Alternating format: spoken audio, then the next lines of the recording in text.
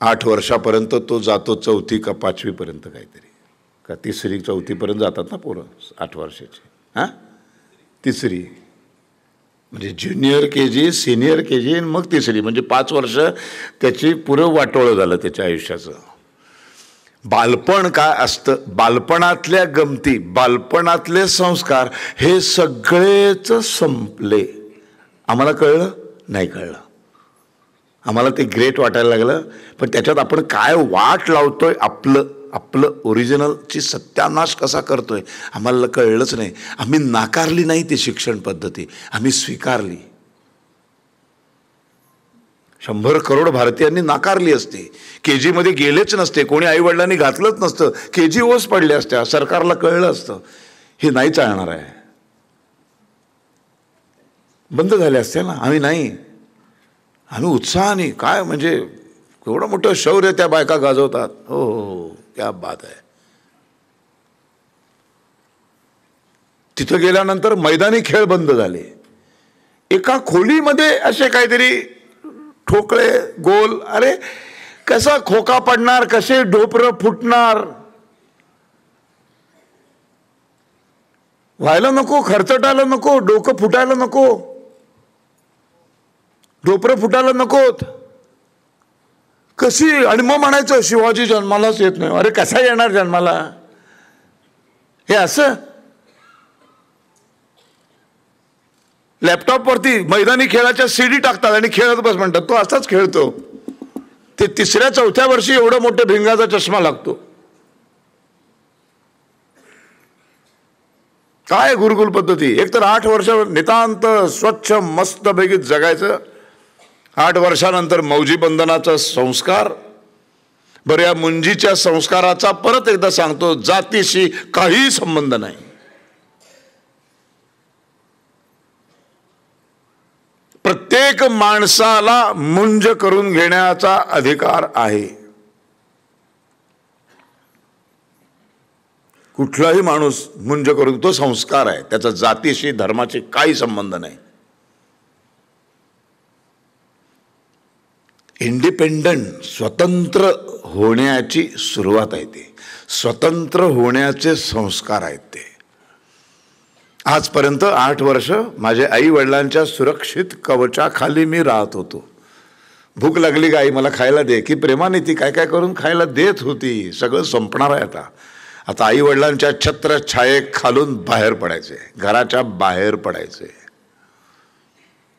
काय संस्कृती आपली शिकवते, तुम्हाला मोठं व्हायचं असेल तर तुम्हाला घर सोडावं लागतं. फार महत्त्वाचं आहे. जोपर्यंत तुम्ही घरातल्या सुरक्षित कवचामध्ये राहता, माणसं मोठी होत नाहीत. जी माणसं या योग्य वयामध्ये घर सोडतात आणि घराच्या बाहेर पडतात, ते सगळे मोठे होतात.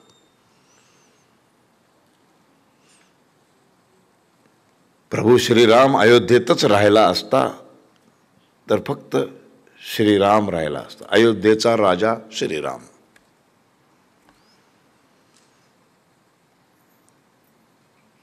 घरातनं बाहेर पडला म्हणून तो श्रीरामाचा मर्यादा पुरुषोत्तम भगवान श्रीराम झाला. छत्रपती शिवाजी महाराज छानपैकी शिवनेरीवर राहिले असते, हे भानगडीतच पडले नसते. तर शहाजीराजांचे एक सुपुत्र असे म्हणून एक शिवाजी कधी आला कधी गेला आम्हाला कळलं पण नसतं. बाहेर पडले. सावरकर बाहेर पडले, टिळक बाहेर पडले, गांधी बाहेर पडले, आंबेडकर बाहेर पडले, आगरकर बाहेर पडले, सावित्रीबाई बाहेर पडल्या, रमाबाई बाहेर पडल्या.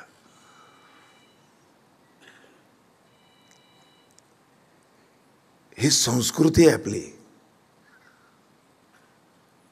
8 वर्ष यथेच्छ मनमुराद आनंद बालपणाचा लुटला, आता बाहेर पडायचं. आता सुरक्षित आई वडिलांच्या छत्रछाये खालून बाहेर, गुरुजनांच्या छत्रछायेखाली. सगळा गाशा गुंडाळून जायचंय तिकडे.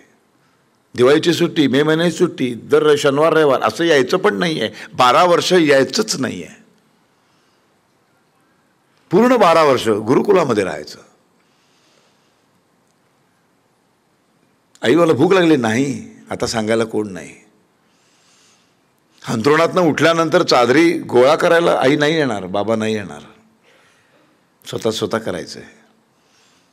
8-8:30 पर्यंत लोळत पडलो, नाही. पहाटे 4ला शंख फुंकला, उठायलाच पाहिजे, नाही तर लाथा बसणार, शिक्षा होणार. संस्कारांना सुरुवात. हे सर्वांग सुंदर उत्तम माणूस घडवण्याची प्रक्रिया. सर्वांग सुंदर. भूगोलाचा शिक्षक वेगळा, इतिहासाचा वेगळा, भूमितीचा वेगळा, बीजगणिताचा वेगळा, गणिताचा वेगळा, इंग्रजीचा वेगळा, फिजिक्सचा केमिस्ट्रीचा वेगळा नाही. एकच असा दाढीवाला ऋषीमुनी सगळे विषय तोच शिकवायचा.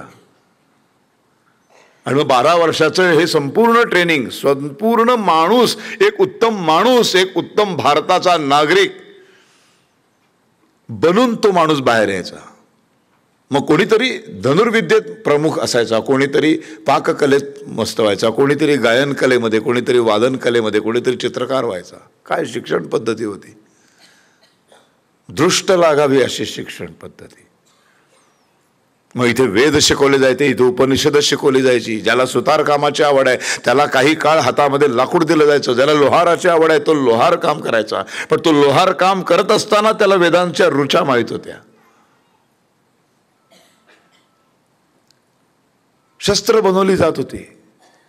कशी बनवली जात असतील, तलवार बनवली कशी जात असेल, त्याला काय तो लागतो ना बनवायला, काय म्हणतात त्याला, ब्लॉक काय म्हणतात त्याला, मराठीत काय म्हणतात, ढाचा, साचा बनवतो. 5,500 वर्षापूर्वी धनुष्य बनवले जात होते, भाले बनवले जात होते, तलवारी बनवल्या जात होत्या, ढाली बनवल्या जात होत्या, दानपट्टे बनवले जात होते, कुठल्या तरी ढाच्यामध्ये घालून, साच्यामध्ये घालून बनवले जात होते ना. म्हणजे याच्या पाठीमागं काहीतरी सायन्स होतं, विज्ञान होतं.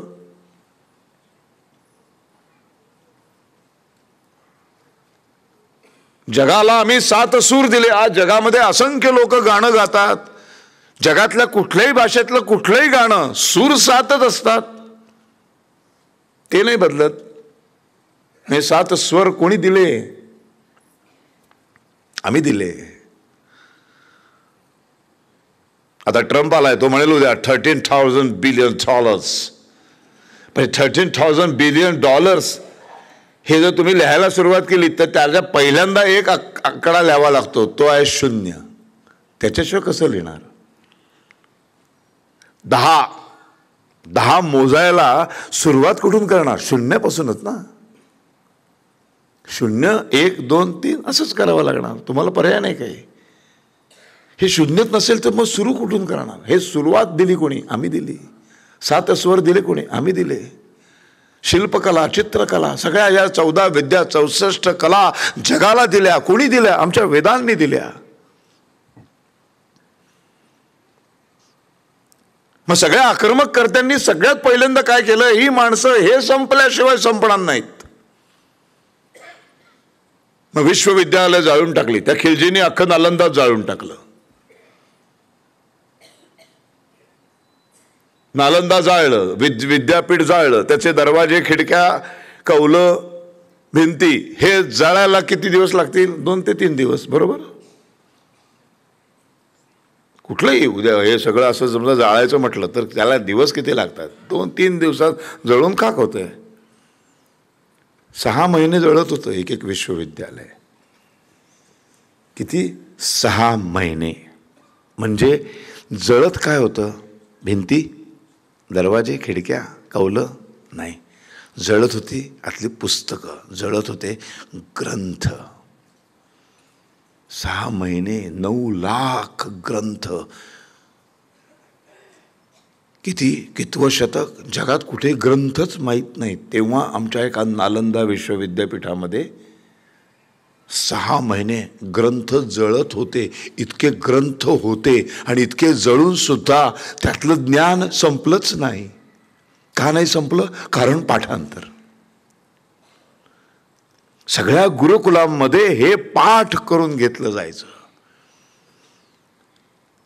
ओव्या लिहिल्या नाहीत कुठल्या ऋषीमुनींनी, रचल्या त्या ऐकिवात, एकापासून एक, पिढ्यानपिढ्या, एका माणसाकडून दुसऱ्या माणसाकडे, दुसऱ्याकडून तिसऱ्याकडे, हे फक्त पाठांतरावर पुढं संक्रमित होत राहिलं आणि 5,500-6 हजार वर्षानंतर आजही ते पुस्तक आता पुस्तक रूपात आहे.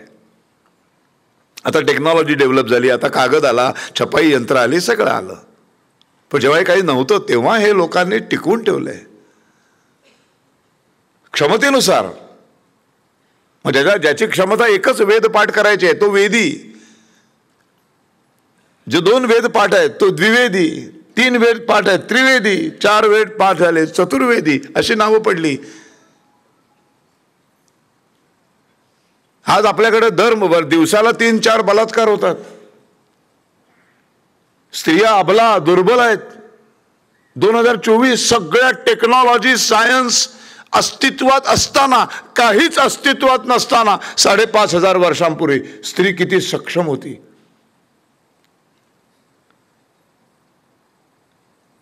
काय होत्या स्त्रिया. आपल्याला आता सक्षम स्त्री म्हणजे झाशीची राणी, त्याच्या मागचं काही माहितीच नाहीये.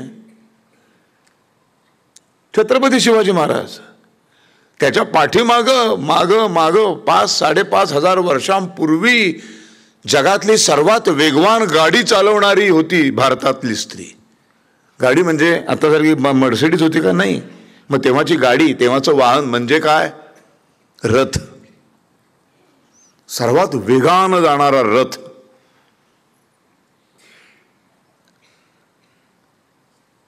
अतिशय मॉडर्न स्त्रिया, बुरखे घातलेल्या नव्हत्या, बुरखा बिरखा काही नव्हतं, डोक्यावरनं पदर झाकाय असलं काही नव्हतं. अत्यंत मॉडर्न स्त्रिया होत्या. स्त्रियांना प्रचंड आदर होता. स्त्रिया अत्यंत सक्षम होत्या. युद्धामध्ये लढत होत्या. शस्त्र बनवून आपल्या नवऱ्याच्या हातात देत होत्या.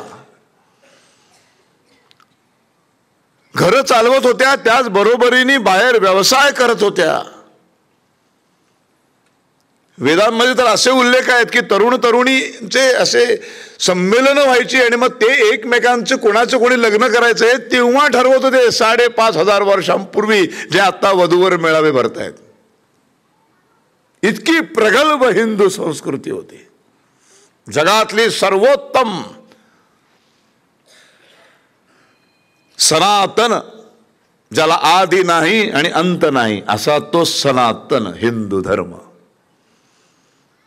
म्हणून संस्थापक नाहीये. श्रीरामाने निर्माण केला धर्म नाही, त्याच्या आधीपासून आहे. श्रीकृष्णाने नाही, त्याच्याही आधीपासून आहे.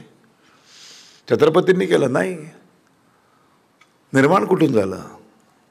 निसर्गाने निर्माण केलं. निसर्गाने निर्माण काय केलं? निसर्गाने निर्माण केला गुणधर्म. निसर्गाने पृथ्वी निर्माण केली. पृथ्वीवर दगड निर्माण केले, डोंगर दड्या निर्माण केल्या, नद्या नाले निर्माण केले, वृक्ष निर्माण केल्या, वनस्पती निर्माण केले, सरपटणारे प्राणी निर्माण केले, चालणारे सस्तन प्राणी निर्माण केले, पक्षी निर्माण केले, कीटक निर्माण केले, किड्या मुंगी निर्माण केले. हे निर्माण केलेल्या प्रत्येक वस्तूला, प्रत्येक गोष्टीला जन्मजात एक गुणधर्म बहाल केला.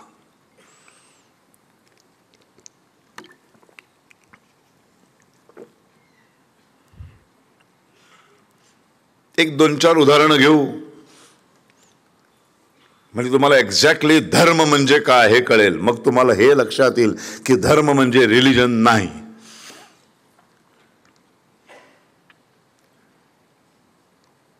आणि अभिमान वाटायला लागेल हिंदू असल्याचा, सार्थ अभिमान. आणि तो अभिमान वाटायला लागला की मग तो टिकावा असं वाटायला लागेल. मग तो टिकावा असं वाटायला लागला की हातपाय हलवायला सुरुवात कराल. हातपाय हलवायला सुरुवात केली की 20 तारखेला सकाळी लवकर उठाल आणि हे टिकावं म्हणून जाऊन योग्य माणसाला मत देऊन याल. म्हणून आजचं व्याख्यान किती महत्वाचं आहे. निदान आजचं व्याख्यान ऐकणारा एकही जण त्या दिवशी झोपणार नाही. सकाळी 7ला आंघोळ करून जा. देशकार्य, ते पोराला फरफटत नेतात ना देशकार्य, त्याच्याऐवजी स्वतःला फरफटत न्या. बायको झोपली असेल, नवऱ्याने तिला त्या दिवशी फरफटत न्या, काय केस बीस होणार नाही. तिला म्हणत चल नंतर झोप तिच्या आईला दिवसभर. हॉटेलचं मागवतो जेवण, पण आज तिथं जाऊन पहिला ठप्पा मारून ये, नाहीतर उद्या तुला बुरखा घालून फिरावं लागेल. हे जे मेकअप करून फिरतेच नाही, बघायला कोण येणार आहे? बघायला नको एवढा मेकअप ब्युटी पार्लरमध्ये जाऊन केलेला. नंतर जर बुरखात घालून तर करायचं कशाला तो? असं सांगा आणि घेऊन जा.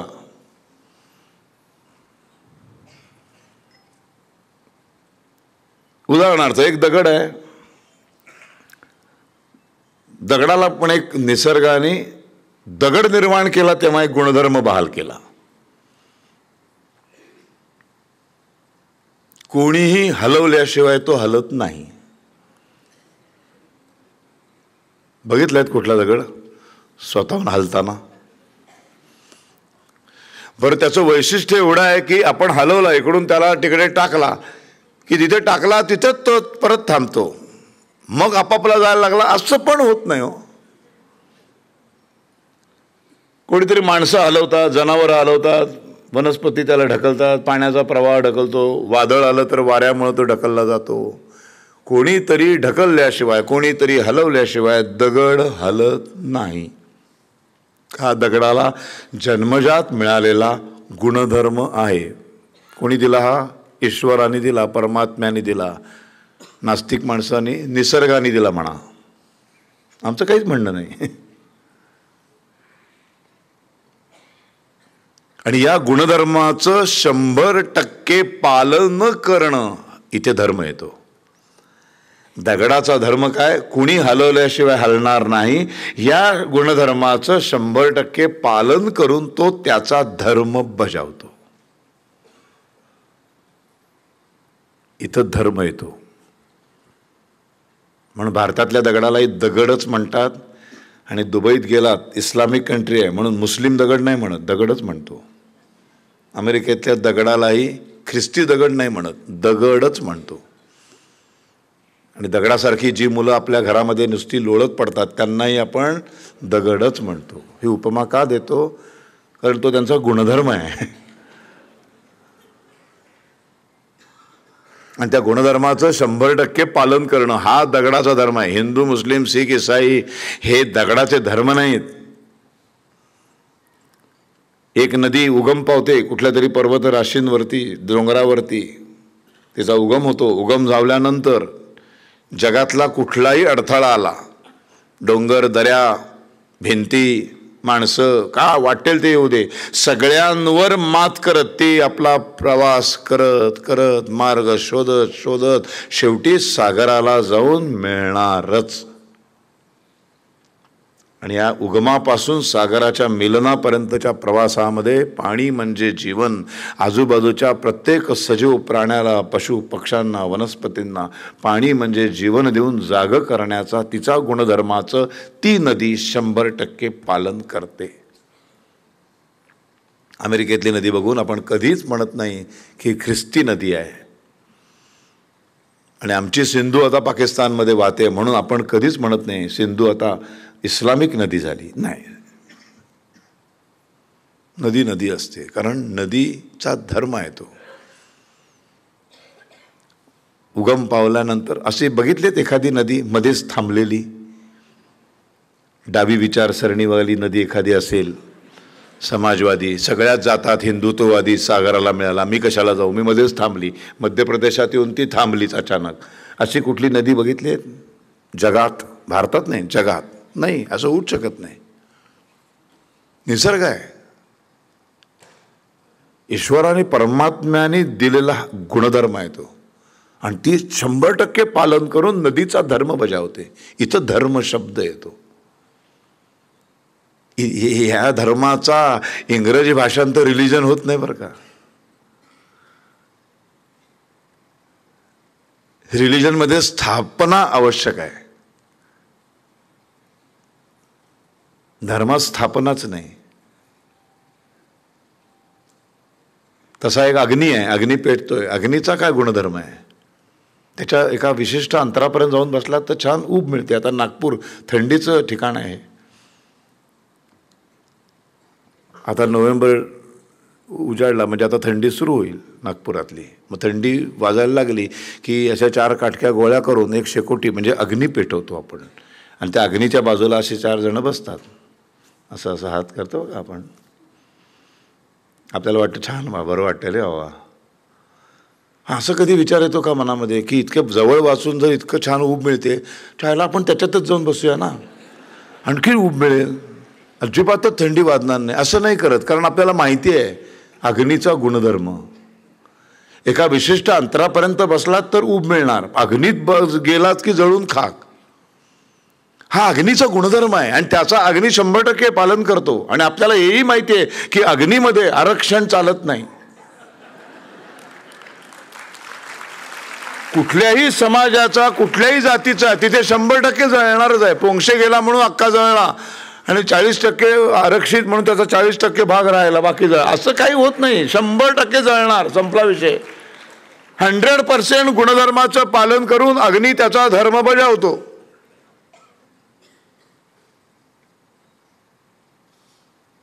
असंच एक माणूस पण त्याच ईश्वराने निर्माण केलाय, पृथ्वीवरचा माणूस. आणि त्या माणसाला पण एक गुणधर्म दिलाय जन्मजात. दुसऱ्या माणसाशी, दुसऱ्या पशूंशी, पक्ष्यांशी, वनस्पतींशी, दगडांशी, नद्यांशी, नाल्यांशी, सगळ्यांशी प्रेमानं आणि माणुसकीनं वागणं.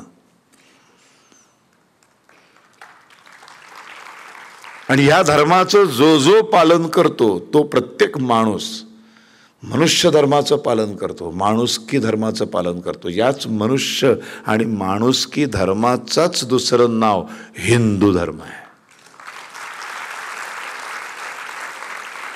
आणि म्हणून हिंदू धर्म टिकला तर विश्व टिकणार, विश्वातला प्रत्येक माणूस टिकणार. अफगाणिस्तानातला मुसलमान जगावासा वाटत असेल, पाकिस्तानातला मुसलमान, अमेरिकेतला ख्रिश्चन जगावासा वाटत असेल, तर हिंदू धर्म टिकणं फार गरजेचं आहे. म्हणून वसुधैव कुटुंबकमची भावना फक्त आणि फक्त, वसुधैव कुटुंबकम हे फक्त आणि फक्त हिंदू धर्मग्रंथांमध्येच वाचायला मिळतं. हे विश्वची माझे घर फक्त आपल्याकडेच वाचायला मिळतं. आमची ज्ञानेश्वर माऊली, आता विश्वात्मके देवे येणे वाग्यज्ञे तोषावे तोषोनी मज द्यावे पसायदान. विश्वातल्या प्रत्येक पशु पक्षी प्राण्यांसाठी दान मागते. बंकिमचंद्र वंदे मातरम लिहितात, वंदे भारतम लिहित नाहीत. आणि राष्ट्रगीत आहे, म्हणजे राष्ट्राचं गीत आहे, वंदे भारतम असं लिहायला काय हरकत होते? ते नाही, वंदे मातरम, पृथ्वीला वंदन करणारं गीत. पंचमहाभूतांनी हे सृष्टी बनलेली आहे, पंचमहाभूतांनी हे शरीर बनलेलं आहे. म्हणून 5 बोटं आहेत, 5 इंद्रिय आहेत. 5 का? कारण पंचमहाभूत आहेत. ही संकल्पना कुठल्या धर्मग्रंथामध्ये? फक्त हिंदू धर्मग्रंथामध्ये, बाकी कुठेच नाही. म्हणून पंचमहाभूतांची पूजा करणारा समाज आहे हा. पृथ्वीला वंदन करतो आपण. म्हणून बंकिमचंद्रांनी वंदे मातरम लिहिलं. सुजलाम सुफलाम मलयज शीतलाम शस्य श्यामलाम मातरम वंदे मातरम. पृथ्वीचं वर्णन आहे ते. बंकिमचंद्र हिंदू आहेत, हिंदू कवी आहे. पृथ्वीचं वंदन करताना पुढे पुढे पुढे पुढे जशी कडवी रचत जातात ते, तसं तसं पृथ्वीची वेगवेगळी रूपं त्यांच्या डोळ्यासमोर येतात. पहिलं येतं सुजलाम सुफलाम, छान आहे. मग एखादी स्त्री कशी आंघोळ झाल्यानंतर नटून तटून येते, छान सजते, ती छान साडी नेसते, गजरा घालते, कुंकू लावते, मेकअप करते, दागदागिने घालते. तसं दुसरं कडवं आहे. मग तिसऱ्या कडव्यामध्ये हिचं रुद्र रूप दिसते. दशप्रहरण धार, दुर्गा दशप्रहरण धारिणी तमामितारिणी रिपुदलवारिणी मातरम वंदे मातरम. दिसते ना, भूकंप होतो तेव्हा पृथ्वी कशी दिसते, अख्खी शहराच्या शहर गिळंकृत करून टाकते. आपण जेव्हा अतिक्रमण करतो तेव्हा ती निसर्ग तिचा बॅलन्स ठेवण्यासाठी एक दिवस भूकंप आणतो. झालेत ना काही वर्षांपूर्वी महाराष्ट्रात भूकंप झालेत, गावाच्या गावं गेले. काही वर्षांपूर्वी त्या नेपाळमध्ये केवढा मोठा भूकंप झाला, हे कुठून होतं? त्या पृथ्वीला वंदन करणारा आपला समाज आहे, दगडाला शेंदूर लावून त्याच्यात देव बघणारा आपला समाज आहे, नदीला देवता मानणारा आपला समाज आहे, पशु पक्ष्यांना देवांची वाहनं बनवणारा आपला समाज आहे. ही संस्कृती आहे, ही जगातली सर्वोत्तम संस्कृती. असं कुठेच तुम्हाला बघायला मिळत नाही. आमचे देवांच्या गोष्टी आहेत, आमच्या देवांचे जन्मापासूनच्या कहाण्या माहिती आहेत आम्हाला. बाकीच्या धर्मात मला सांगाल तुम्ही जन्माच्या कहाण्या आहेत?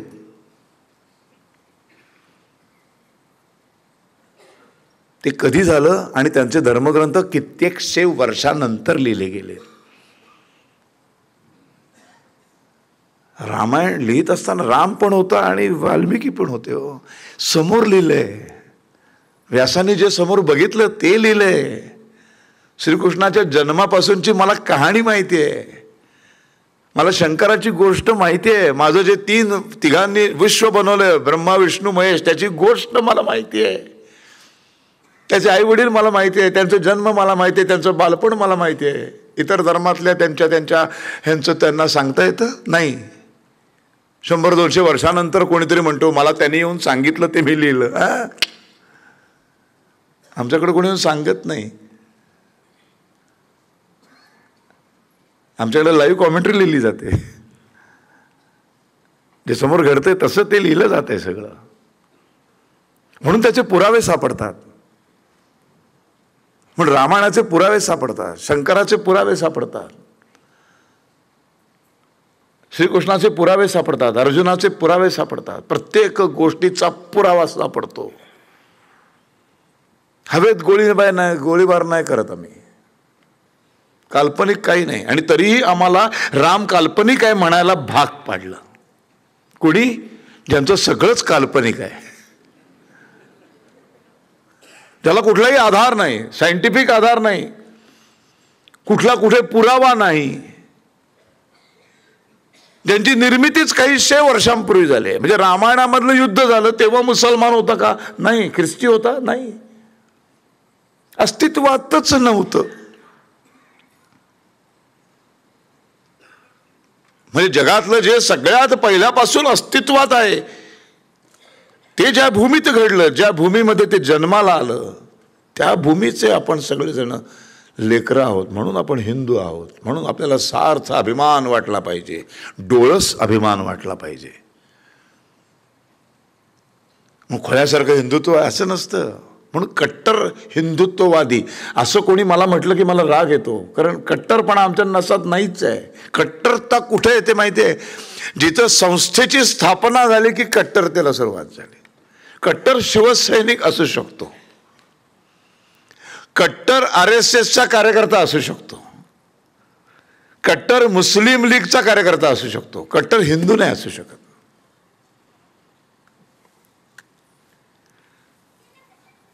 एखाद्या पक्षाची स्थापना होते, एखाद्या संस्थेची स्थापना होते. ती स्थापनाच मुळात सामाजिक भौगोलिक परिस्थितीच्या गरजेतून त्या काळातल्या एखाद्या नेत्याला, एखाद्या संताला, एखाद्या प्रेषिताला आता संघटित करून ठेवायची जेव्हा गरज निर्माण वाटते तेव्हा त्या धर्मसंस्था, ते पक्ष, त्या संघटना स्थापित होतात. आता मग स्थापित झाल्यानंतर मग पुढे प्रश्न निर्माण होतात की याचं सभासदत्व कोणाला द्यायचं.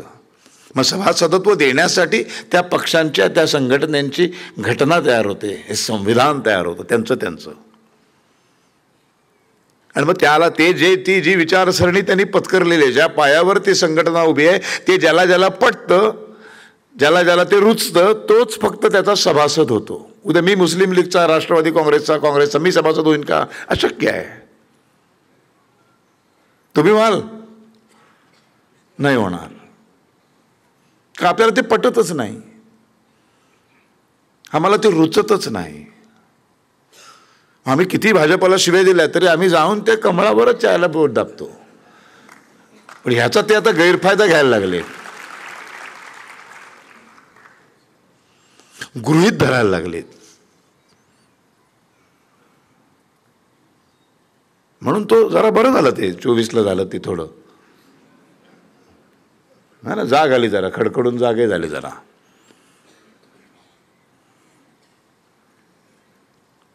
असा हा धर्म आहे, अशी ही संस्कृती आहे हो. आणि अशी ही संस्कृती संपवण्याचं काम सगळ्यांनी मिळून केलं. आणि काय केलं, हे वेद ज्याच्यातनं जे वाचल्यानंतर आम्हाला ज्ञान मिळतं, आम्हाला अभिमान वाटतो, आम्हाला आमची अस्मिता जागी होते, हे सगळं ज्ञान विज्ञान ज्या भाषेमध्ये लिहिलेले सगळे ग्रंथ आहेत, ती भाषा कुठली आहे, संस्कृत.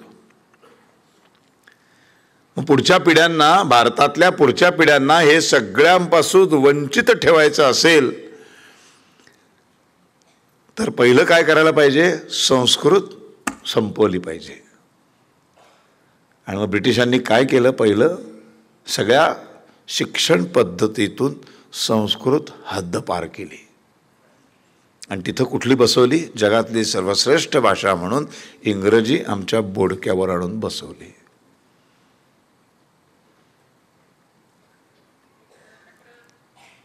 म्हणजे जेव्हा संपूर्ण जगामध्ये ज्या ज्या धर्मसंस्थांची स्थापना झाली, त्यांचा समज होता की पृथ्वी स्थिर असते आणि सूर्य आणि चंद्र फिरतात.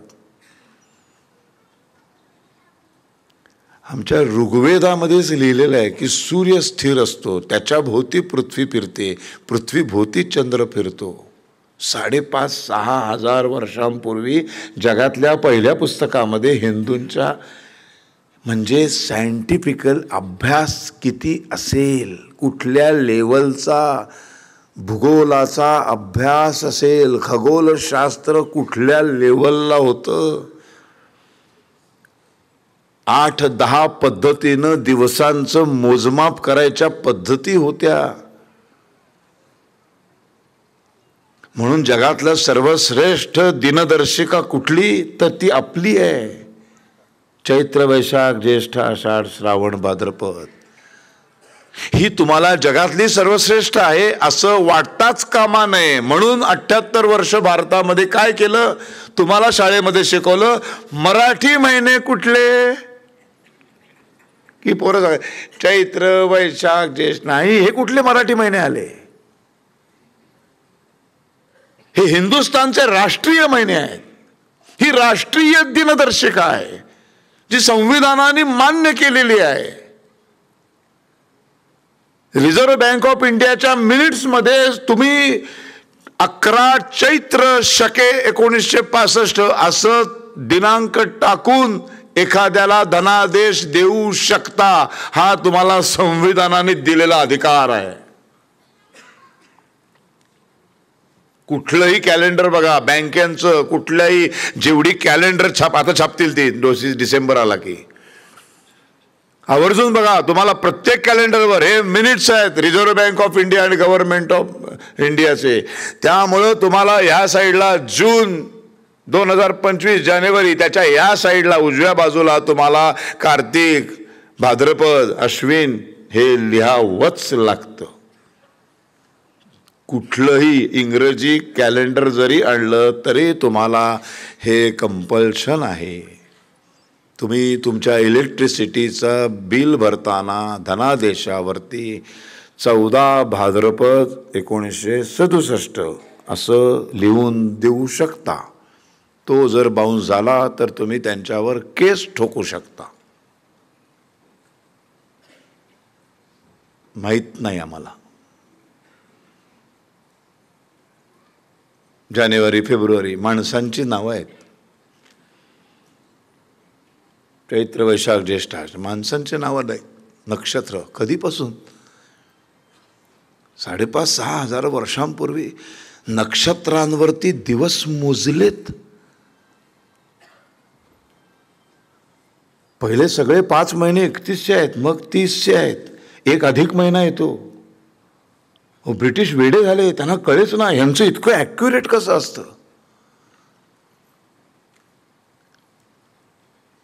आज 7 नोव्हेंबर 2024, आज तुम्ही 7 नोव्हेंबर 2025ला सूर्योदय किती वाजता होईल आणि चंद्रोदय किती वाजता होईल आणि सूर्यास्त किती वाजता होईल आत्ता पंचांग काढून सांगू शकता. इतकी ॲक्युरेट. दिनदर्शिका जगात कुठे नाही, पण आम्हाला ती मान्य नाही, आम्हाला ते सांगितलंच नाही. आम्हाला जिथे जिथे आमचा स्वाभिमान मोठा होईल, आम्हाला राष्ट्र, आमची संस्कृती अशी मोठी वाटायला लागेल, अशा सगळ्या गोष्टी तुमच्यापासून कायम लपवून ठेवल्या गेल्या. हे खरं तर उत्तरदायित्व होतं स्वतंत्र झालेल्या भारतामध्ये. आमच्या पहिल्या गुलाबाच्या फुलांनी हे सगळं आम्हाला सांगायला पाहिजे होतं, आमच्या शिक्षण पद्धतीमध्ये शिकवायला पाहिजे होतं. पण तोच म्हणतो आय एम ॲक्सिडेंटली हिंदू.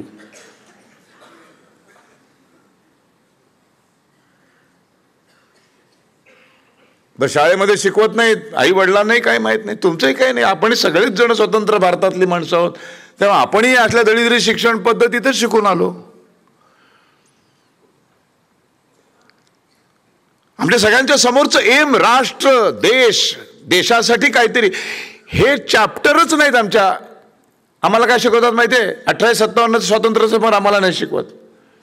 आमच्या देशाच्या स्वातंत्र्याचा इतिहास म्हणजे गांधी पर्वाचा इतिहास, 1920 ते 47, बस. त्याच्या आधी वासुदेव बळवंत फडके आम्हाला माहीत नाही, झाशीची राणी आम्हाला माहीत नाही, तात्या टोपे आम्हाला माहीत नाहीत, पेशवे आम्हाला माहीत नाही, छत्रपती शिवाजी महाराज नुसतं त्या जय भवानी जय शिवाजी पुरतच असतात, बाकी कुणाला काहीच माहीत नाही. छत्रपती संभाजी महाराजांना औरंगजेबाने किती दिवस, 9-10 दिवस तो छळत होता. क्रूर क्रौर्याचं अत्युच्च टोक गाठलं. सतत त्याला विचारलं जायचं, इस्लाम स्वीकार कर, ह्या सगळ्यातून मोकळा करतो तुला, सुटशील यातनं. हे कोणालाच माहीत नाही. त्याच्या बाजूला त्याचा एक मित्र होता आणि सगळे हे क्रूरतेचे एक एक त्याच्यावर आधी करून दाखवलं जात होतं संभाजी महाराजांना. त्यांचे डोळे काढायच्या आधी त्या जो बाजूला होता ना त्याचे डोळे आधी काढले जात होते. तो आक्रोश केल्यावर यांना विचारला जातो, आता इस्लाम स्वीकारतोच? नाही म्हणायचे, माझे पण काढ. हो, किच्चू नाही केलं. तो जो बाजूला होता तो दुर्दैवाने ब्राह्मण होता, त्याचं नाव कवी कलश. तो ब्राह्मण होता म्हणून तो इतिहासातनं लपवला गेला. छत्रपतींच्या स्वराज्याचं साम्राज्य ज्यांनी बनवलं, 3/4 हिंदुस्थान ज्यांनी काबीज केला, 100 वर्षांपेक्षा जास्त वर्ष या हिंदुस्थानवरती मराठ्यांचं राज्य होतं. दिल्लीच्या तख्तावर भगवा फडकत होता, आम्हाला माहित नाही. एक 1860ला एका अलीगढ युनिव्हर्सिटीमध्ये एक सर सय्यद अहमद येतो, तो सांगतो की ब्रिटिशांनी आमचं राज्य हिरावून घेतलं. अरे तुझं कुठलं राज्य हिरावून घेतलं? छत्रपतींनी राज्याभिषेक केला, तिथून तुझं राज्य संपलं, गेलास तू. तिथून पुढे पेशवाई संपेपर्यंत 1815-16 पर्यंत मराठ्यांचं राज्य होतं. ब्रिटिशांनी मराठ्यांचं राज्य संपुष्टात आणून मराठ्यांचा भगवा काढून तिथं त्यांचा झेंडा फडकवलाय, मुसलमानांचा झेंडा काढून नाही. पण 1860ला तो अलीगढ युनिव्हर्सिटीमध्ये तो म्हणतो, अहमद, की आमचं राज्य हिरावून घेतलंय ब्रिटिशांनी आणि ब्रिटिश तख्तावरती आले दिल्लीच्या. उद्या देशाला स्वातंत्र्य मिळालं तर ते आमचं राज्य आम्हाला परत मिळालं पाहिजे, दिल्लीच्या तख्तावर आम्ही बसलो पाहिजे, तरच आम्ही इंटरेस्टेड आहोत स्वातंत्र्यामध्ये.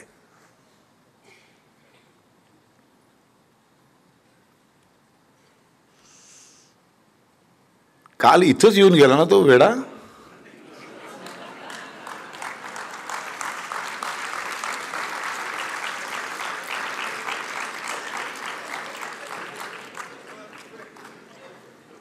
पण आज रंगभूमी सुखावली असेल.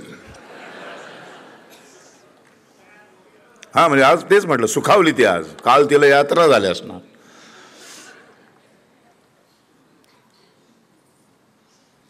काय माहित नाही, काय नाही. सगळ्यात मोठा जुना पक्ष कुठला? जुना पक्ष कुणाला माहिती आहे? तुम्हाला माहिती आहे राष्ट्रीय काँग्रेसची स्थापना कोणी केली 1885ला? सर ॲलन ह्यूम, ब्रिटिश अधिकाऱ्यांनी केले. का? ब्रिटिशांचं राज्य, ब्रिटिश अधिकारीच ब्रिटिशांच्या देशाच्या सरकारच्या विरोधात स्वातंत्र्यासाठी पक्ष कशाला स्थापन करतील? आणि तो जुना कुठला, तो बदलत गेला ना. आता कुठला आलाय तो? आता जी काँग्रेस आहे ती पंजाची आहे ना. ही पंजाबाला कोणी आणला? बदललं ना मध्ये. म्हणजे ती काँग्रेस नव्हे ना ही. मुळात काँग्रेस ही भारतीयांनी निर्माणच केलेली नाही, ही ब्रिटिशांनी केलेली आहे. ती का केली असेल आपल्या का नाही मनात विचार आहेत? का एका ब्रिटिश अधिकाऱ्याला, का ब्रिटिशांना वाटलं की स्वातंत्र्याच्या विरोध म्हणजे आपल्या राज्यकर्त्याच्या विरोधात एक स्वातंत्र्यासाठी एक पक्ष उघडावा? का वेडे होते ते?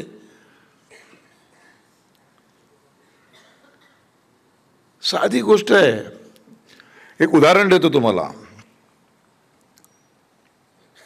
इथं खूप आमच्या माता भगिनी बसलेल्या आहेत, म्हणून तुम्हाला तुमच्या रोजच्या व्यवहारातली एक गोष्ट सांगतो. तुम्ही सगळ्याजणी दिवसभरात एकदा तरी कुकर लावता. कुकर लावता की नाही लावत? का नागपूरमधल्या बायका ऑटोमॅटिक येतं जेवण रोज सकाळ संध्याकाळ कुठे, किंवा काही घरामध्ये 2दा पण लावत असतील. तर तुम्ही सांगा मला, कुकर डोळ्यासमोर आणा सगळ्यांनी, आणि त्या प्रेशर कुकरमधला सगळ्यात महत्त्वाचा भाग कुठला आहे? शिट्टी. एक कुकरची एक टेक्नॉलॉजी आहे. एक कुकर असतो, त्याचं एक टेम्परेचर स्थिर केलेलं असतं. तापमान, इंग्रजीमध्ये तापमान, मराठीत टेम्परेचर.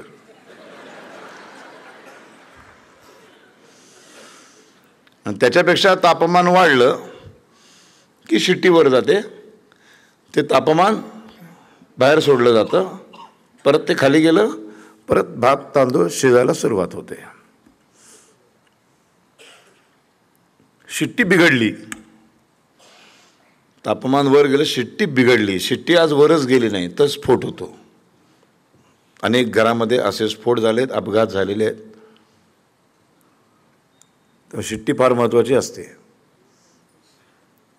आता प्रेशर कुकर म्हणजे हिंदुस्थान डोळ्यासमोर आणा. हिंदुस्थान हा एक प्रेशर कुकर आहे. 1857चं स्वातंत्र्य समर काही कारणामुळं आपण पराभूत झाल्यानंतर संपूर्ण भारत ब्रिटिशांच्या कब्जामध्ये होता. शांत होता, अतिशय शांतपणे तांदूळ डाळ आतमध्ये गपचूप शिजत होते. काय आवाज नाही कोणाचा, काय नाही. आणि पुन्हा एकदा 25-30 वर्षांनंतर एक पहिली तापमान वाढणारी घटना घडली. त्याचं नाव आहे वासुदेव बळवंत फडके. त्यांनी एकदा त्या प्रेशर कुकरचं तापमान वाढवलं. ब्रिटिश म्हणे ठीक आहे. मग ती आग लागली. वासुदेव बळवंत फडक्यांच्या चिंगारीतून अजून 2-3 चिंगाऱ्या पेटल्या. त्यातली एक मोठी चिंगारी म्हणजे बाळ गंगाधर टिळक, दुसरी ज्योतिबा फुले.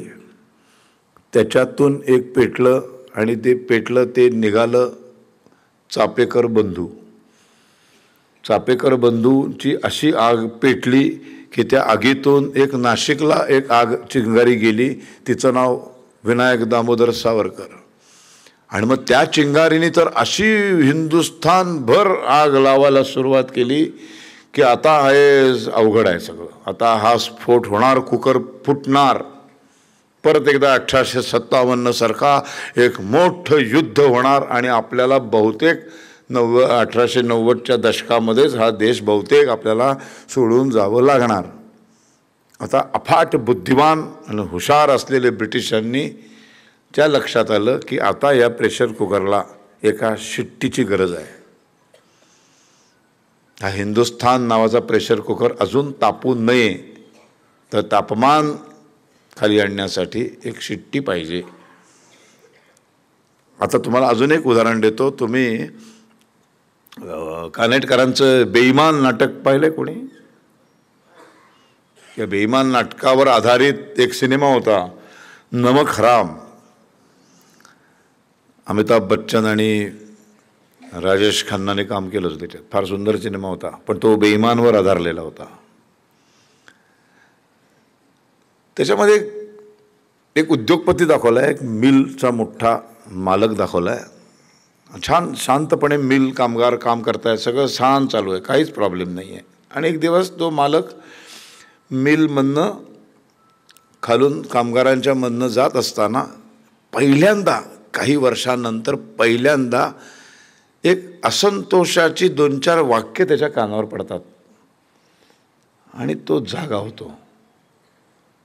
2 कामगार आज मी असं बोलताना ऐकलं की पगार कमी आहे किंवा आता बोनस वाढला पाहिजे, असं आजपर्यंत कधी कोणी बोलत नव्हतं. आज बोलले, ठीक आहे जाऊ दे, परत बोलले तर बघू काय. परत थोड्या दिवसांनी अजून 2-4 कामगार कुठेतरी त्याला ते बोलताना ऐकायला, आणि मग तो त्याच्यावर एक कल्पना सुचते त्याला. त्या सिनेमाची गोष्ट सांगते मी, जी एक्झॅक्ट भारताची गोष्ट आहे.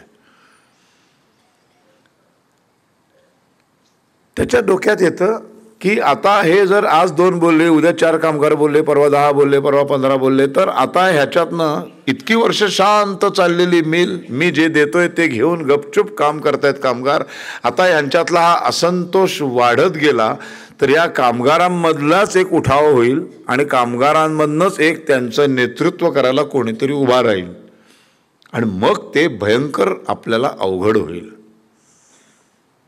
आपणच कामगारांचा नेता कामगारांमध्ये का सोडू नये, म्हणून तो आपल्या अत्यंत जीवश्य कंठस्थ मित्राला बोलवतो आणि त्याला सांगतो, तू असा माझी समस्या आहे, मला ह्या प्रॉब्लेममधनं बाहेर काढ, माझा मित्र आहेस.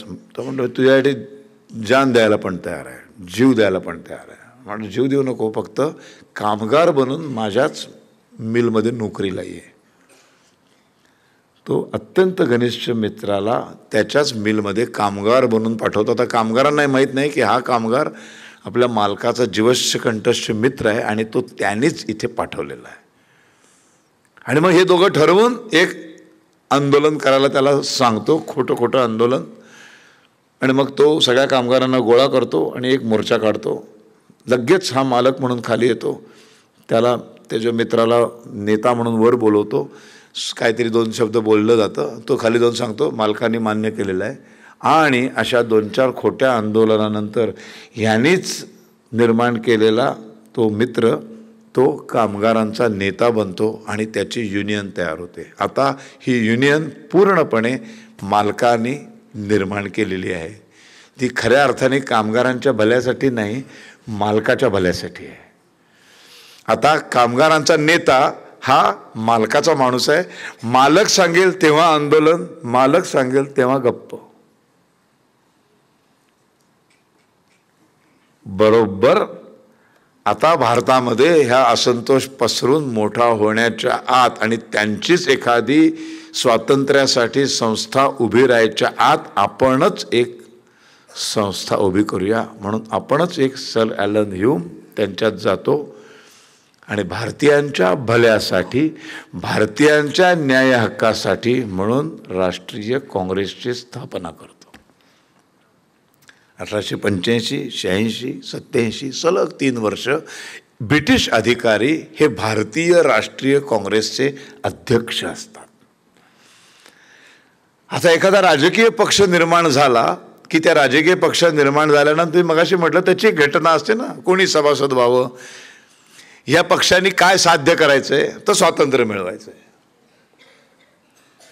बघा ब्रिटिशांची हुशारी बघा, ब्रिटिशांना हाकलून देण्यासाठी ब्रिटिशांनीच एक संस्था उभी केली, ब्रिटिशांनीच एक पक्ष उभा केला. आता या पक्षाने देशाला स्वातंत्र्य मिळवण्याची चळवळ सुरू करायची, पण ती चळवळ कधीही यशस्वीच होऊ शकत नाही अशा पद्धतीची त्याची घटना बनवायची. इतिहासातनं जर तुम्ही शिकला नाहीत तर तुम्ही अशा पद्धतीचं काही करू शकणार नाही. ब्रिटिशांचा भारतावर इतकी वर्ष राज्य केल्यामुळं, म्हणजे 1818 ते 85 जवळजवळ 61 वर्ष भारतामध्ये राज्य केल्यामुळं भारताचा, भारतीयांचा, भारतातल्या हिंदू मुसलमानांचा व्यवस्थित अभ्यास झालेला असल्यामुळं आणि 1860चं सय्यद अहमदचं भाषण पूर्णपणे त्यांच्या डोक्यात असल्यामुळं त्यांना हे लक्षात आलेलं होतं की या देशामध्ये जवळजवळ इतकी वर्ष हिंदू आणि मुसलमान एकत्र राहतात आणि मुसलमान हा धर्म असा आहे की हा धर्म त्यांना हिंदुस्थानी बनण्याची परवानगीच देत नाही. हे कितीही वर्ष राहिले तरी ही संस्कृती कधीही अंगीकारणार नाहीत. हे कायम या हिंदुस्थानचा पाकिस्तान होण्यासाठी धडपडत राहणार. आणि आपण त्या पक्षाची विचारसरणी अशी बनवूया की हिंदू मुस्लिम एकत्र आल्याशिवाय देशाला स्वातंत्र्यच मिळणार नाही, जे कधीही यशस्वीच होऊ शकत नाही.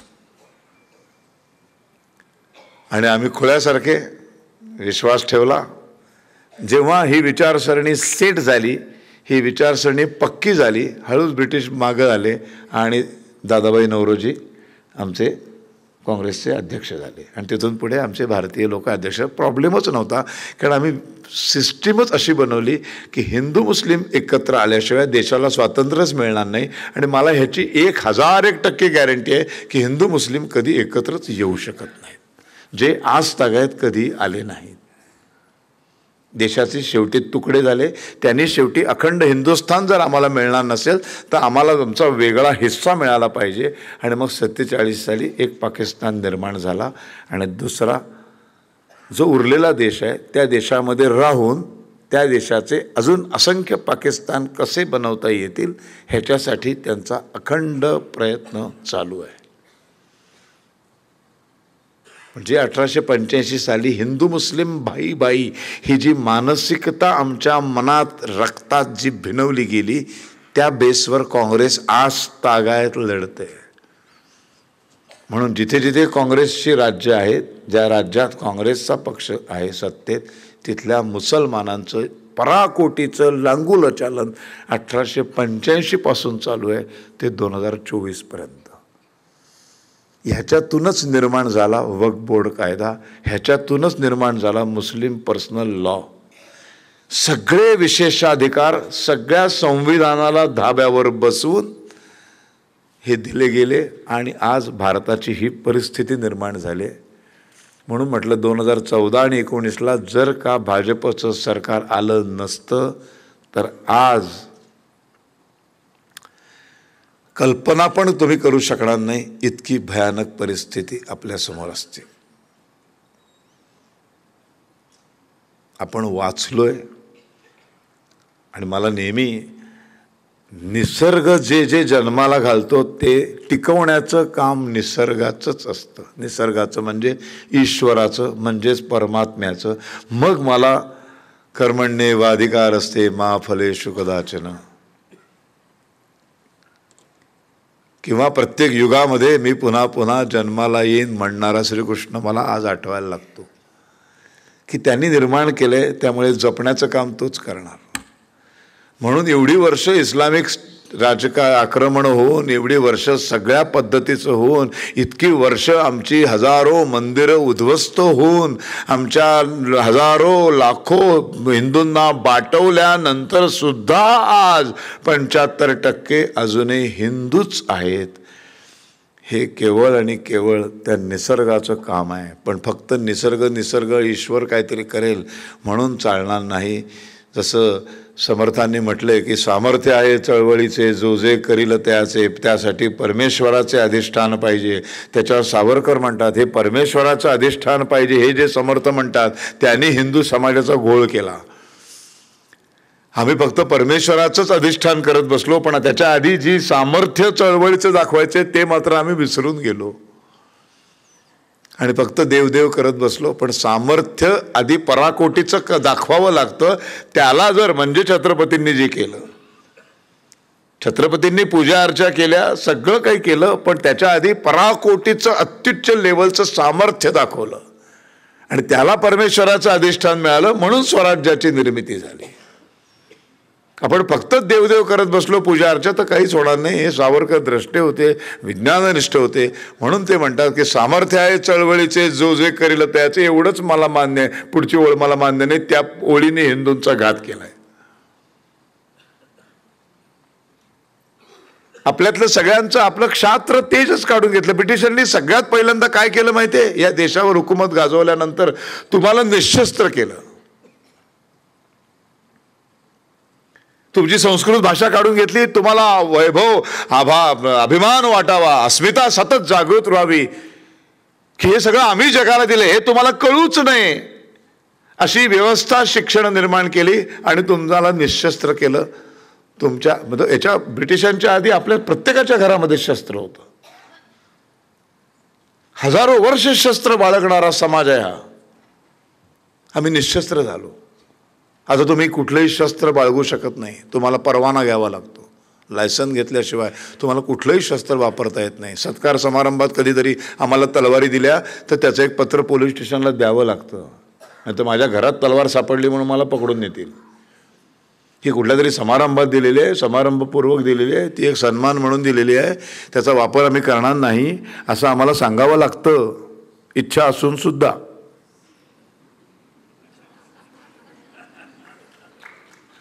तेव्हा ते ठेवायची परवानगी. माझ्या घरात आहे तसे 4 तलवारी, पण मी ते सांगितले पोलिसांना, हे असं सत्कारात दिल्यावर का वापरणार नाही आहे. तेव्हा त्याने मला ती परवानगी दिली आहे ठेवायची, नाही तर ती जमा करायला लागतं. हे असं नव्हतं. त्यामुळं स्वसंरक्षणाविषयच संपला. तुमचं शस्त्रच काढून घेतलं ब्रिटिशांनी. 25 करोड लोकांना निशस्त्र बनवलं आणि परदेशात 7 समुद्रापलीकडनं आलेले 1000 ब्रिटिश हातामध्ये बंदुका घेऊन तुमच्या समोर उभे राहिले. राज्य करणं किती सोपं झालं बघा. तुमचं ज्ञान, विज्ञान, तुमची कला सगळं तुमच्याकडनं काढून घेतलं, तुमचं शस्त्र काढून घेतलं. समाज असा दुबळा, म्हणजे ते सिनेमातल्या आमच्या पक्ष्यांचे बघा पंख कापतात, किंवा आमच्या नाटक सिनेमामध्ये जे सर्प वगैरे आणतात ना, त्या सर्पांचे दात काढले जातात, त्यांची तोंडादी शिवली जातात. मी एका अशा महाराजांची भूमिका केली होती. त्या महाराजांना अशी सवय होती की ते रात्री गोंडपाटात पाय घालून झोपायचे आणि सकाळी उठले की त्या गोंडपाटामध्ये अनेक सर्प त्यांच्या पायाला वेडे घालून बसलेले असायचे. तर तो प्रसंग चित्रित करायचा होता. तर काही सर्प आणले. तर मी म्हटलं माझा विश्वास नाही त्या सर्पांवर पण नाही, तुमच्या त्या दोऱ्यावर पण नाही, त्यामुळे हा सीन मी नाही करणार, तुम्ही कोणाला तर डमी वापरून करा. आणि तो डमी वापरून सीन केला. वरचा धड माझं दाखवलं, खालचे पाय वेगळ्या माणसाचे दाखवले. आणि जेव्हा शॉट संपला तोपर्यंत आतल्या सर्पाने ते शिवलेलं तोंड होतं ना, ते धागे तोडलेले होते. म्हणजे अजून थोडा वेळ शॉट चालला असता तर त्या माणसाचे बहुतेक दंश केला असं त्याने. तर तुम्हाला निशस्त्र बनवलं गेलं. तुमचे दात काढून टाकले, तुमची नखं काढून टाकली. तुम्ही वारच करू शकत नाही अशा अवस्थेला तुम्हाला आणलं आणि तुम्हाला बुद्धीपासून संपूर्णपणे क्षीण करून टाकलं. त्यामुळे आता आपल्याला जर उद्याचा भारत घडवायचा असेल तर या इतिहासातून आपण काय शिकणार फार महत्त्वाचं आहे. आज आपल्याला युद्ध करायचं नाही आहे. आज आपल्यासमोर कुठलाही शत्रू नाही आहे. आज मोगलांचं राज्य नाही आहे, सुदैवाने अजून तरी नाही आहे. आपल्याला लढायच्या नाही आहेत. आता आपल्या हातामध्ये काय आहे? एकच आहे, हिंदू धर्माचा आदर करणारा. मी हिंदू आहे हे सांगताना ज्याला लाज वाटत नाही अशी माणसं आता आपल्याला सत्तेत बसवायचे आहेत. ते कुठल्याही पक्षाचं काही करा तुम्ही, ते मी सांगणार नाही, कारण मी कुठल्याच पक्षाचा कोण नाही आहे मी. पण हिंदू म्हणून जर जगायचं असेल, हिंदू म्हणून जर ताठ मानेने तुम्हाला उभं राहायचं असेल या महाराष्ट्रामध्ये, या हिंदुस्थानामध्ये, तर 24 साल लक्षात घ्या. 48 सालची भारत पाकिस्तानची फाळणीचा इतिहास वाचा. जर वाचायला वेळ नसेल तर 2 महिने आधी जा आणि न्यूज चॅनल 2-3 महिन्यांच्या आधीची न्यूज चॅनल बघा. त्या सगळ्या बांगलादेशाच्या बातम्या बघा. हे ट्रेलर होतं बांगलादेशमध्ये जे घडलं आणि मोठा सिनेमा 48ला भारतात होऊन गेला आहे. भारतातले आता काही खासदार म्हणायला लागले, एकदा आमची संख्या मोठी झाली की दाखवतो आम्ही तुम्हाला. राज्यकर्ते सबका साथ सबका विकासमध्ये जे काही अडकलेले आहेत आणि हिंदूंचं दुर्दैव आहे, विजयाच्या समीप येतो तेव्हा आम्ही आमचा राजा गमावतो. छत्रपती शिवाजी महाराज अजून थोडे वर्ष जगले असते, देशाचा इतिहास बदलला असता. संभाजी महाराज पकडले गेले नसते, देशाचा इतिहास बदलला असता. बाजीराव पेशवा 41 वर्षी मरुतो का कधी माणूस कोणी? आता आम्ही किती जगतोय बघा. आमच्याच एक 10-20 वर्ष आयुष्य बाजीरावला मिळालं असतं, बाजीराव 60-62 पर्यंत जगला असता, हिंदुस्थानचा इतिहास बदलला असता. सगळ्यांना पळून लावलं असतं त्याने, हे प्युअर हिंदू राष्ट्र निर्माण झालं असतं. त्या वेगाने तो चालला पण होता, जिंकत निघालेला होता. आमचं दुर्दैव. जे सावरकर आम्हाला बाहेर हवे होते, जे खुलेआम देशभर फिरणारे हवे होते, ते वयाच्या 23व्या वर्षापासून समाजापासून दूर गेले. 54 पर्यंत, 23 ते 54 आम्हाला सावरकरच माहीत नाहीत. टिळक अजून एक 10-20 वर्ष जगले असते तर ह्या मोहनदास करमचंद गांधींची एंट्रीच झाली नसती. मग कशी होणार? 19 ते जर 30-35 पर्यंत टिळक जगले असते तर सगळा इतिहास बदल. ते राष्ट्रीय काँग्रेसचे अध्यक्षपद होते आणि सर्वमान्य देशाने स्वीकारलेलं नेतृत्व होतं. तेही गेले. सुभाषबाबू गेले, ते गेलेच बिचारे. अरे काय दुर्दैव आहे आमचं. आम्ही विजयाच्या समीप येतो आणि आम्ही आमचं माणूस गमावतो. आता पण 24ला असंच झालं. नशिबाने वाचलो.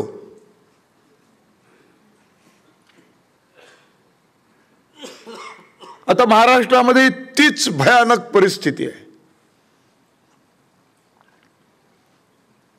काही निर्णय पटले असतील, नाही पटले असतील, पण आता पर्याय नाही आहे.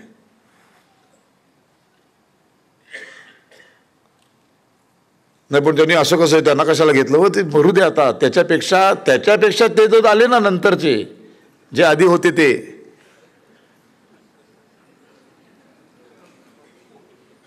ऑनलाईन नाही का सगळं, ते नको आहे आपल्याला.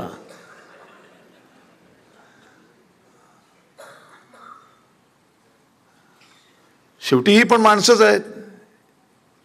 ही पण अशा शिक्षण पद्धतीमध्येच हे आलेले आहेत ना सगळे, कोण फडणवीस वगैरे. त्यामुळे काही काही गोष्टी चुकतायत, ते आपल्याला मान्य नाही होत आहेत. पण आत्ता पर्याय आहे का दुसरा कुठला?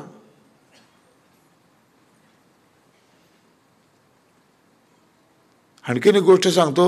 एका मुस्लिम समाजाने हे 100% ठरवलेलं आहे, सकाळी 7 ते 12 मध्ये 100% मतदान करायचं. आम्हीच उठत नाही, आम्हीच कंटाळा करतो. आणि त्यातून एखादा गेला असतो तो, त्याला हुशारकी काय वाटते, नोटावर मारून आलो बरं का. अरे येड्या, नोटावर मारणं आणि मतदानाला न जाणं सारखंच आहे. काय फरक पडत नाही त्यांना नोटा बिटा. तेवढी प्रगल्भ लोकशाही नाही आमच्याकडे की आमदार विचार करतील 5,000 नोटा पडल्या, याचा अर्थ आपल्यापैकी कुणालाच हे 5,000 लोकांना आपण कुणीच नकोय ह्याचा सद्विवेक बुद्धीने विचार करणार. ह्याच्यासाठी अजून 100 वर्षाला जातील नोटाचा पर्याय निवडल्यावर राजकारणी जागे व्हायला. एवढे हुशार विचार नाही आहेत. बघा एक एक जण कसे, बघितल्यावरच कळतं काय येतं त्यांना, कसे आहेत. पण आहेत, आता पर्याय नाही आपल्याकडे काही. आपण नाही ना जात त्या घाणीत. मग ते आहेत, त्यांना आपल्याला द्यायचं आहे. मग त्यातल्या त्यात बरोबर करायचं काय, ती टोपी घालायला लागू नये बाबा.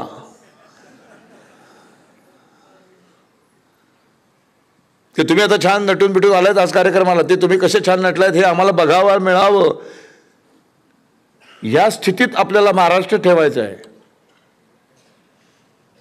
म्हणून विचारपूर्वक आणि 100% मुंबई पुण्याला कुठे गेला असाल, कुठे कोण नागपूरवाल्यांना बोलवून घ्या, म्हणून या प्लीज, या गावात या आणि सकाळी 7ला जाऊन बाबांनो, उद्याचा भारत घडवायचा असेल, भविष्यातला भारत हा हिंदुस्थान म्हणून राहावा.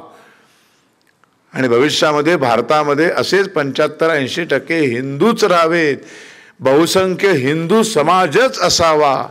हिंदुत्व विचारसरणीचंच सरकार असावं, असं जर वाटत असेल तर आपल्याला पर्याय नाही.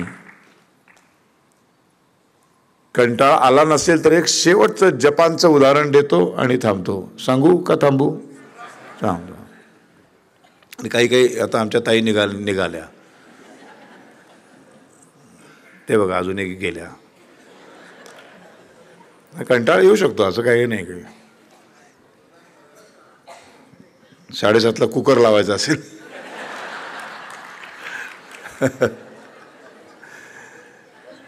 जपान पटकन सांगतो, हे लक्षात येईल तुमच्या काय आपल्याला करायचं आहे भविष्यातला भारत एक करायचे ते 20 तारखेला, आणि त्याच्यानंतर कायम काय करायचं आहे उपाययोजना, त्यासाठी जपानचं उदाहरण सांगतो.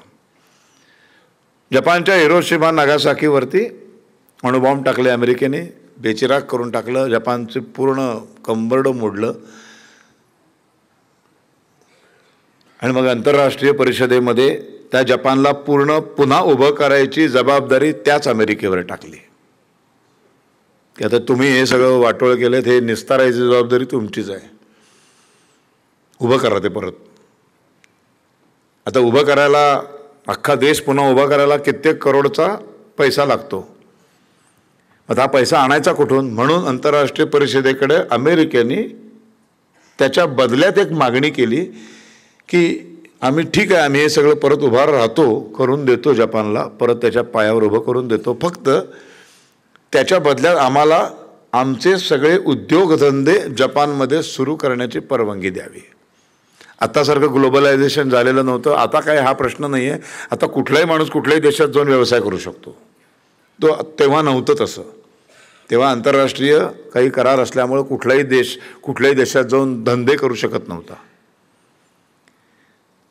परवानगी दिली त्यांना. त्यामुळं जपानमध्ये सगळे अमेरिकन बिझनेस उभे राहिले.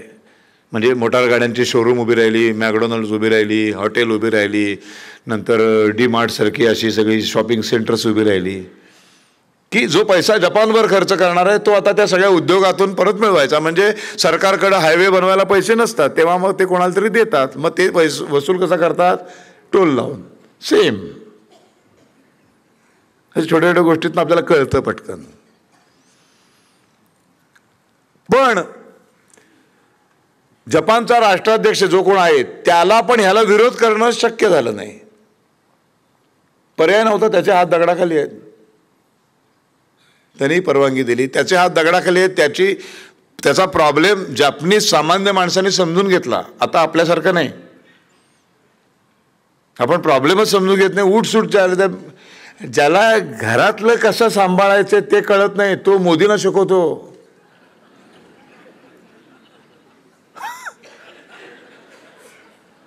ज्याला घरातला सोफा डाव्या बाजूला ठेवायचा उजव्या बाजूला, याच्यावरनं ज्याच्या घरात 3 माणसात भांडणं आहेत तो मोदीला सांगतो असं नाही, पण अमेरिकेला जायला पाहिजे होतं त्याने. जायला म्हणजे काही गंमतच आहे आपली सगळी. आपली कुवत काय, आपण बोलतो काय, काही नाही. पण जपानीज माणसांनी समजून घेतलं त्यांच्या राष्ट्राध्यक्षांना की यांना पर्याय नाही, यांच्याकडं मोबाईल नाहीत, व्हॉट्सॲप नाही. पण जपानीज माणसांनी एक मात्र त्यांचं फार मोठं वैशिष्ट्य की सामान्यातला सामान्य जपानीज नागरिक त्याच्या जपान नावाच्या देशावर नितांत प्रेम करत होता. हे सगळ्यात मोठं वैशिष्ट्य जे आजपर्यंत टिकून आहे. जसं इस्रायलमध्ये टिकून आहे. आणि त्याचाच मोठा अभाव आहे भारतात. जपानीज माणसाने ठरवलं की राष्ट्रीय लेवलवरती, आंतरराष्ट्रीय लेवलवरती हे बिझनेस येणार, सगळं होणं, आपण नाही थांबू शकत. पण त्या अमेरिकन हॉटेलमध्ये, अमेरिकन दुकानामध्ये जाऊन वस्तू घ्यायची की नाही, अमेरिकन हॉटेलमध्ये जाऊन खायचं की नाही, हे तर माझा अधिकार आहे. आणि जपानीज माणसांनी प्रत्येक अमेरिकन दुकानाकडं पाठ फिरवली. पुढच्या 5 ते 6 वर्षात अमेरिकनी जपान देशभर जिथे जिथे मोटर गाड्यांची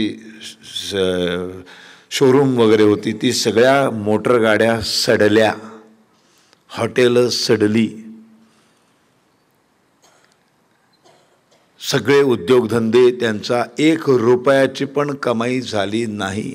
अघोषित जॅपनीज माणसांनी अमेरिकन माणसावरच्या रागापोटी बहिष्कार टाकला. अमेरिकेला जो समज मिळायची ती समजली, त्यांनी आपापला धंदा गुंडाळला. प्लस जपानला मोठं तर परत घडी तर व्यवस्थित बसवावी लागलीच, प्लस 1 रुपया पण मिळाला नाही. आपल्याला पण आता भविष्यात भारत हे हिंदू राष्ट्रच राहावं असं वाटत असेल तर आपल्याला पण आता जॅपनीज माणसासारखं सगळ्यात पहिलं काय करावं लागेल तर भारत मातेवर नितांत प्रेम करावं लागेल. मग कुठल्याही शॉपिंग सेंटरमध्ये गेलात, कुठल्याही दुकानात गेलात की अमेरिकन टोपी दिसली की माल न घेता परत यायचं.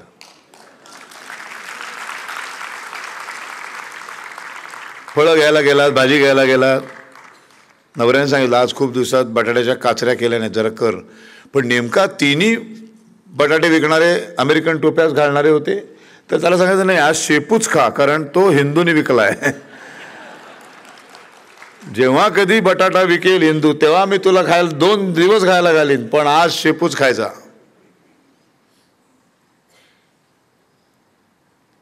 कुठल्याही मोठ्या मॉलमध्ये गेलात, वस्तू घेतलीत की त्याच्या खाली असं एक स्टॅम्प असतो. एक आपला भारताचा असतो ISI मार्क आणि दुसरा एक असतो त्याच्या बाजूला काही वस्तूंवरती, तो असतो हलाल. हा हलाल दिसला की वस्तू ठेवून द्यायची. दुबळ्यातली दुबळी बाई, सामान्यातली सामान्य बाई पण हे करू शकते. ह्याला कुठे बोलायचं नाही, सांगायचं नाही, काही करायचं नाही, गपचूप जायचं.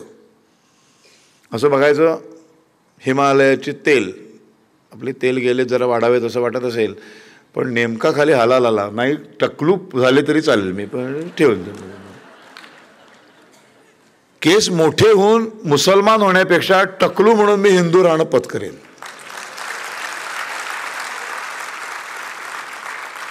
हिमालयाचं नाव अशासाठी घेतलं की हिमालयाची संपूर्ण प्रॉडक्ट्स ही हलाल सर्टिफाईड आहेत. मॅकडोनल्ड भारतातले सगळे हॉटेल हलाल सर्टिफाईड आहेत. अजूनही आपण 75% आहोत. 140 करोडमध्ये 100 करोड अजूनही आपण आहोत. त्यातले 10 करोडना काहीच पडलेलीच नसते. माहिती असे काही माणसं असतात त्याला कशाची काहीच पडलेली नसते. ते विमानतळावर सुद्धा अशी घरातली हाफचड्डीतनं तसेच आलेली असतात बघा. अशी काही माणसं त्यांना कशाचं काहीच नसतं. ते दातही घासत नाही, केसही पिंचरत नाही, असे येतात आपले. असे एक 10 करोड गेले, 40 करोड ते गेले, 10-20 करोड अजूनही टिकून आहेत काँग्रेसवाले, ते गेले, एक 10 करोड लेफ्टिस्ट आहेत ते गेले. असं जरी झालं आणि शेवटी आपण उरलो 50-55%, 50-55 करोड, तरी सुद्धा 50-60 करोड ग्राहक जर बंद झाला ना वस्तू घेणं, तर या देशामध्ये मिरॅकल होईल. मिरॅकल. 60 करोड आपण आहोत, मी वरचे सगळे सोडून दिले. 60 करोड हिंदुस्थानवर, हिंदू धर्मावर, हिंदू राष्ट्र यावं असं वाटणाऱ्या 60 करोड 140 करोडपैकी भारतीयांनी ठरवलं अघोषित बहिष्कार. कशावर घालायचा आहे? अमेरिकन टोपी म्हणतोय मी. लक्षात आलं? उद्याचा भारत आपण आरामात घडवू शकतो. एक दिवस, कारण आर्थिक नाकाबंदीसारखं शस्त्रच नाही हो, असे सुतासारखे सरळ येतात. पोटाला चिमटे बसले, घरात येणारा पैसा बंद झाला की सगळी मस्ती उतरते. ढोपरावर येऊन सांगतील प्लीज घ्या, 4 दिवस झाले माझी भाजीच कपली नाही आहे, घर कसं चालू. हिमालयवाल्याला लाज वाटायला लागेल. एक तेलाचा एक थेंब पण भारतात विकला जात नाही आहे, तो काढेल हलालवरचा स्टॅम्प. हा हलाल स्टॅम्प मिळवण्यासाठी वेबसाईटवर जाऊन त्या हलालला काही फी भरावी लागते, तेव्हा तो वर्षभरासाठी स्टॅम्प मिळतो. अशी काहीतरी वर्षभरामध्ये, आता 1 वर्ष 1.5 वर्षापूर्वीचा आकडा आहे हा, काहीतरी 14,000 बिलियन डॉलर्स एवढं 250 देशातून हलाल स्टॅम्पच्या बदल्यात त्यांना मिळालेत. त्यातनंच एक कसाबला ट्रेनिंग दिलं जातं, त्यातनंच एक अफजल गुरूला ट्रेनिंग दिलं जातं. मग ते ट्रेनिंग घेऊन ती माणसं आमच्या ताजवर हल्ला करतात, आमच्या लोकलवर हल्ला करतात, निरपराध भारतीयांना ठार मारतात. हे जिहाद करण्यासाठी ज्या टेररिस्ट संस्थांना जो पैसा पुरवला जातो त्यातला एक मोठा स्रोत आहे हा हलाल स्टॅम्पमधून मिळणारा पैसा. नकळत तो आपणच पुरवतो. हायवेला फसायला होतं हॉटेलचं नाव बघून, नको तिकडे मोबाईल सारखा काढता की नाही, तिथे काही झालं तरी मोबाईल काढा, जाता जाताच ते फोनपेवर असं एक स्कॅन करा, लगेच कळेल अरेच्या अमेरिकन नाव आहे. लगेच टेबलाला एक प्रदक्षिणा घालून बाहेर यायचं. तो क्या हो गया, नाही नाही नाही मूड था खाने का, पेटी भर गया अचानक, निघून जायचं पुढे. काय होत नाही, एखाद्या दिवशी 4 तास नाही खाल्लं काय फरक पडत नाही. प्रवासाला जाताना जरा घरातनं घेऊन जा थोडं, की असं जर झालं तर काहीतरी तोंडात टाकायला असावं. जाणीवपूर्वक आपलं राष्ट्र आणि आपला धर्म वाचवणं हे आता 543 खासदार आणि 288 आमदारांच्या हातात नाही आहे. 60 करोड हिंदू धर्मावर प्रेम करणाऱ्या हिंदूंच्या हातात आहे.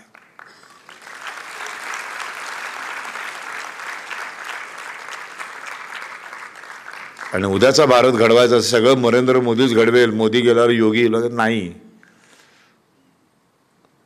सामर्थ्य आहे चळवळीचे, ते तुमची चळवळ सामर्थ्यवान होत नाही तोपर्यंत काही होणार नाही. आणि हे जे मी सगळे उपाय सांगतो ना, ह्याच्यासाठी धैर्य, धारिष्ट्य, हिंमत ह्यातलं काहीच लागत नाही. हे सगळं गपचूप असं मान असा चेहरा करून अगदी गलित गात्र होऊन पण तुम्ही असं करू शकता हे सगळं. हॉटेलमध्ये असे गेलात, अरे देवा परत मला, कोणी तुम्हाला मारणार नाही, कोणी तुम्हाला काही बोलणार नाही. हे तुम्ही करू शकता. जपानचं उदाहरण डोळ्यासमोर ठेवा. एवढ्या बलाढ्य अमेरिकेला 5 वर्षात असं ढोपरावर आणलं. उद्याचा भारत आपण घडवूया. आज एका सहल आयोजित करणाऱ्या एका चिदंबर सारख्या ट्रॅव्हल कंपनीच्या 25व्या कार्यक्रमामध्ये नाच गाणं करण्यापेक्षा एक विचार देणारं व्याख्यान ठेवलं. याच्याबद्दल मी जोशींचं खूप आणि फार मोठी गोष्ट आहे. असं कोणी करत नाही. साधारण 25वा रौप्य महोत्सव वगैरे छान आपली नेहमीची टिपिकल ती भावगीतं गातात, एक 2-4 डान्स बिन्स होणार, लोक टाळ्या वाजवतात, वा वा छान झालं, चला गेले सगळे. ट्रॅव्हल म्हणजे प्रवास.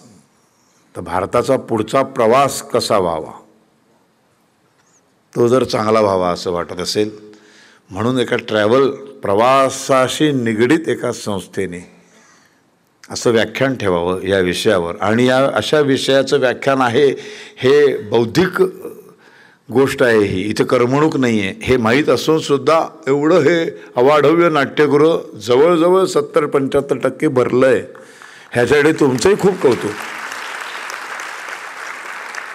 आणि सगळ्या लहान मुलांचं आणि त्यांच्या आईवडिलांचं कौतुक. मी सांगितल्याबरोबर त्यांना सायलेंट मोडवर जे काय टाकलं तुम्ही त्याचं तुमचंही कौतुक. असं सगळ्यांचा आम्ही आभार मानतो आणि इथेच थांबतो. जय हिंद, जय महाराष्ट्र.